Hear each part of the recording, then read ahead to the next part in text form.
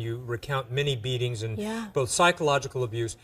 You blame him for making you speak out against your brother Michael during the first child abuse scandal involving Jordy Chandler back in 1993. You blame him for turning you against your own family. You said that he got you to believe that they wanted to kidnap you or kill you, your own family. Right.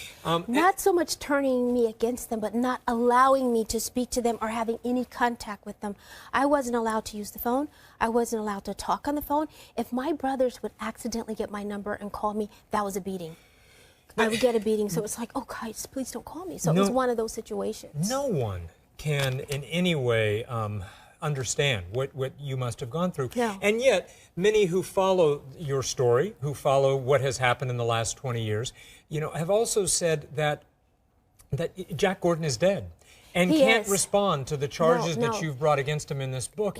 But I wish that he was here right now, this very moment, so he can speak out, because perhaps he would learn something and know that this is something that's not supposed to happen.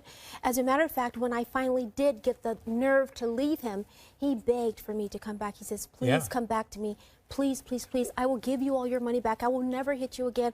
I will allow you to speak to your family. I know what I did was wrong. So he knew it was wrong, but it's just that control factor that a lot of people have over someone else. Right. And they instill that fear in you the way he did. And he tells you that if you don't do what I tell you to do, you don't say what I told you to say, I'm going to kill you and I'm going to kill your brother. So what do you do? Especially when you know that he's capable of doing it. So you don't take ownership of even the Playboy, the video? Playboy, I did. Playboy I once, absolutely did it. twice? But you can ask my family, my mother, anything, my father, and they will say, my mother always says, and Michael too, sweetheart, we know you. We know your heart. We know your personality. My mother would always say, I know that's not you, honey. And he would say, you get on TV, you say it's your thought, your idea, your everything. But ask Hugh Hefner, ask anybody at the Playboy Mansion, they will tell you, they said, oh my God, you know what my nickname there is? What? Mother Teresa.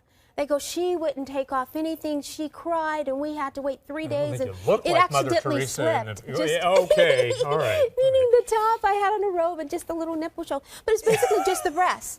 That's what I exposed, the breasts, and nothing else, actually. But that was too much for me. and would have been too much for Mother Teresa, too. In any case, let's move on to 2002. You finally did reconnect with Michael. And you got to know the way he was as a father. You say he was a good dad, even though he had gone through so much controversy, from the very beginning of dangling his son over the balcony, through putting masks on his kids, and you say that was okay. You think that was a good thing to do. With the mask? Yeah. Absolutely, during that time with him. And the reason I say this, Jeff, because Michael knew who he was. Michael, as you well know, is known all over the world, and he still is, and he couldn't go anywhere.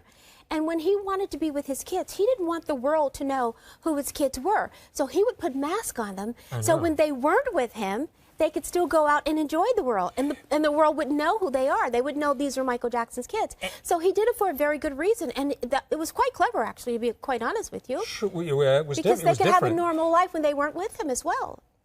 Now, and yet, even you say, as we move into 2005, 2006, you started to become worried about Michael. He became more and more secluded. He became emaciated. And it would seem to me to be difficult to be a good dad if you have once again become addicted to painkillers and sleep medication, as we now know your brother did. So how do you I have to correct you on that. Michael was a fabulous father.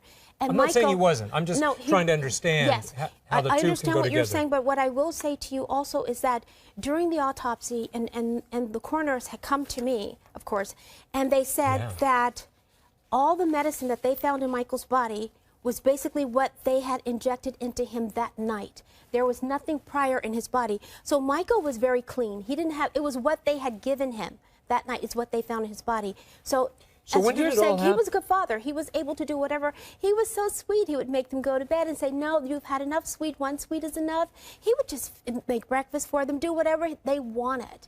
And that's what I love about him. Even though he was going through so much and so many rehearsals and so many things that he had to do, he took the time out to make sure that his children came first. Do his kids ever question, or when they, and if they do question, their parentage of whether biologically Michael is their father or whether Debbie Rowe biologically is their mother? Who will answer that? He is their father. Michael is their father, and they know that Michael is their father. And they also know who their mother is. They know that Debbie is their mother as well. All right, all right. Now, during the last part of the final part of his life, the This Is It tour was going to resurrect his not only career, but financially, he needed that to happen. You hold a lot of contempt for AEG and for AEG Live's president, Randy Phillips. You had some very bad things to say about, you were suspicious of them. I don't think it's bad. I think I was suspicious of what Michael has basically said and what he had told me what was taking place and what was going on in his life. Michael promised me that they were going to kill him, and I didn't believe him in the beginning. I said, Michael, you're Michael Jackson. That's impossible. He says, you don't understand.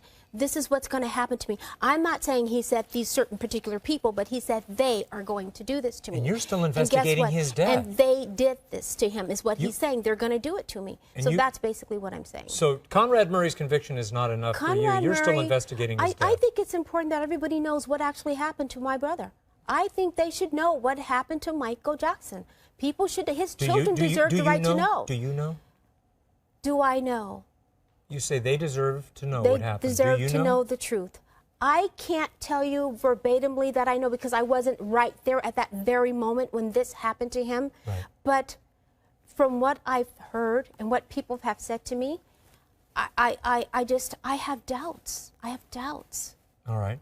The book is written with your best friend and your manager, Jeffrey Phillips. My business partner, yes. Your business partner? Yes. We call him your best friend in the book, too. He's that. All Are you kidding? And it really is a fun read, and it's is. it's a fast read, and it's because you just want to keep going and going and going. I know. Isn't it great? What's next for you? Isn't it great? I'm busy doing television shows. I'm going into production to do a show myself. Reality TV? Well, that's what I'm producing at the moment because I'm doing a lot of behind-the-scene things. So you're going to see a lot of me. You'll see a whole lot. So there's a whole lot coming up. Armed and famous. I love Toya Jackson, thank you so much for being here. It was a pleasure to meet you. Great thank you speaking very to much. you. Pick up the book, everybody. We will be right back.